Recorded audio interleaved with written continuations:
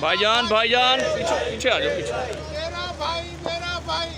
जलसे में आए हुए हैं आप, बड़ी भरपूर तादाद लेके इमरान खान साहब के जलसे में आए हुए हैं, क्या कहेंगे आप? क्या सूरत हाल है? अभी उनका केस भी चल रहा है। बिस्मिल्लाहिर्रहमानिर्रहीम। आज मैं सबसे पहले आवाम का शुक्रिया अदा करता हूँ, उसके बाद मैं काफ लीग के तमाम अहदेदार जितने वर्कर हैं उनका शुक्रिया अदा करता हूँ कि उन्होंने हज़ारों की तादाद में वो सब ने आके यहाँ पे शिरकत की है।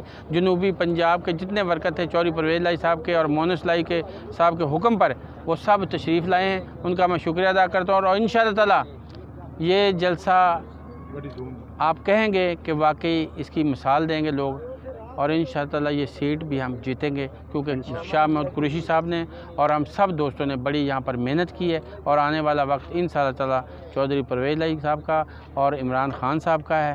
तो लोग पहले भी चौधरी परवेज़ लाई साहब को दुआएं दे रहे हैं कि उन्होंने जनूबी पंजाब में एक मिसाली काम किए हैं।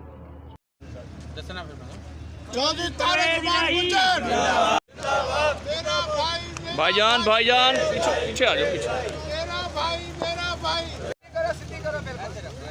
पाकिस्तान मुस्लिम लीग